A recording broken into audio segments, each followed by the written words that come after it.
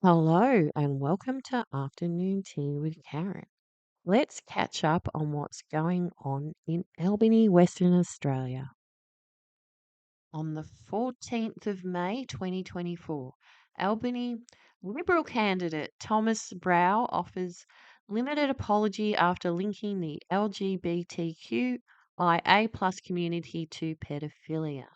Millie Reid from Albany Pride here. Albany Pride lodged a complaint via Just Equal, the lobby group, to APRA in regards to Dr. Thomas Brow's comments to try and have him deregistered. It was an issue Liberal leader Libby Mettam didn't want to discuss. My comments are already well reported in relation to this matter. I have nothing further to add. Trying to dodge questions on the newest member of her team, Albany doctor and councillor Thomas Brough. Earlier in the year, he'd told an Albany council meeting the plus in LGBTQIA+ includes a group of people who identify as minor attracted persons. He had some supporters in the party. However, in no way was Councillor Brough attempting to disparage members of the LGBT community, but simply raise the concerns that his constituents have shared. Ms Mettam wasn't one of them. That just sounds bizarre. Is that acceptable for you to have within the Liberal Party? Well, it's certainly not. But after he was confirmed as the party's candidate for the state seat of Albany at the weekend, she was trying to shift the focus to Issues that matter to Western Australians. We have a broken health system, we have cost of living pressures, and crime is spiralling out of control. Now Dr Brough has given a limited apology, saying he acknowledges the way he approached the issue had caused distress and apologised for any hurt caused. But it wasn't enough for some. It still doesn't go far enough. It's completely inadequate, in my opinion. He doesn't take a lot of personal responsibility for the things that he has said. And it didn't quell the debate in Parliament. Members of the government, Minister. And now we hear silence from the member for Vass about the Liberal candidate in Albany, who neither refuses to distance herself from him nor endorse him. The Liberals are no strangers to having to ditch controversial candidates, but an early apology offers hope of a reset in a must-win seat for the party to reclaim power in there at the next state election. Keane Burke, ABC News. So, congratulations. In a statement, Dr. Brow said he made the comments after a member of the public asked him to follow up on their behalf regarding a matter they had raised with Albany Pride Group.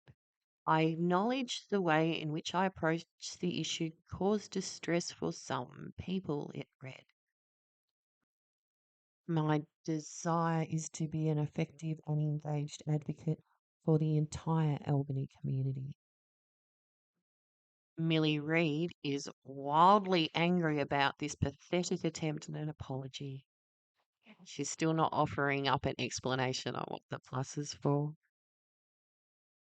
So, Dr. Brow's campaign in Albany will be focused on issues local people are bringing up with me every day, like improving access to our regional health system, fixing soaring crime rates, and addressing the cost of living crisis that is hurting so many local families and businesses. Now, we're just going across the border to a story from Renmark High School in South Australia. This came out in April. I'm surprised the ABC even put it out, given the state of the ABC. The South Australian Department of Education is investigating a presentation delivered to Year 9 girls in a regional high school that allegedly referenced bestiality as being accepted by the LGBTQIA plus community. Female students said teachers at Renmark High School told them to leave their lessons and attend the presentation in a separate classroom. Students who attended the presentation on March the 22nd said two staff from Headspace Centre in the neighbouring town of Berry introduced a third-party presenter who facilitated an hour-long presentation focused on relationships. Parents said they were not notified about the presentation, nor was it consented to. Student Courtney White, 14, said she felt confused and blindsided by the presentation. We had a teacher that told us to grab a chair and sit in front of a board, and then Headspace people came in, and then the teacher left. So we were just sitting there in front of the board alone and no teacher, just the Headspace people, she said. The first slide of the PowerPoint on the board was, "You can see clearly now. No point hiding." 14-year-old Emma said the presenter was graphic when referencing their own sexual preferences and spoke on sexually explicit terms about growing up and being confused about whether they idolize people of the same gender or wanted to be intimate with them. Students say they were then given an explanation of what the initialism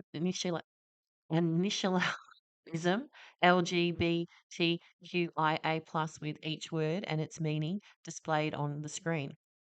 There was this slide for what the plus means, and they just started randomly saying words no one knew, like bestiality. Bestiality, Emma said.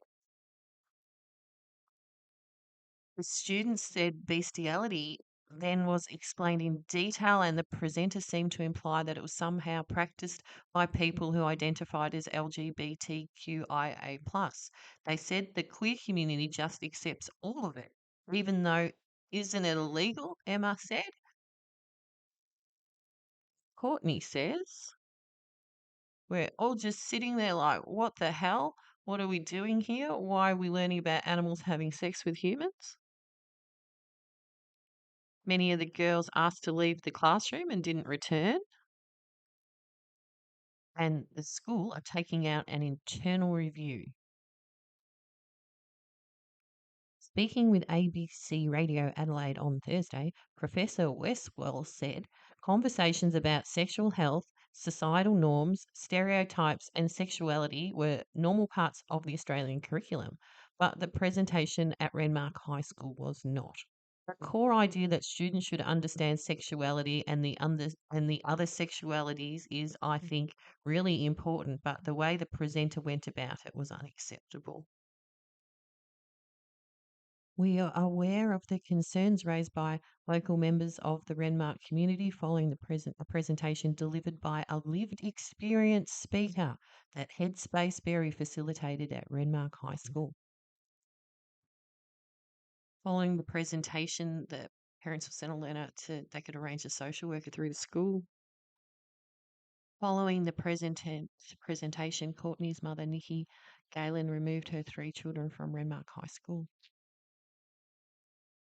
The ABC has spoken to 5 other parents whose children attended the presentation. They substantiated the 2 girls' claims. Sexuality educators and LGBTQIA plus inclusion advocates Mel Brush and Eleonora Bertzer-Fuchs conducted consent and queer inclusion training for schools, parents and workspaces via their social enterprise Let's Talk About X. Both are secondary teachers, and Mix Bertha Fuchs said queer education was important but should be delivered in a safe and appropriate setting. Mix Brush said the alleged use of the word bestiality in the presentation was damaging to the queer community. If homosexuality hadn't been criminalised, then the gay rights movement would never have started.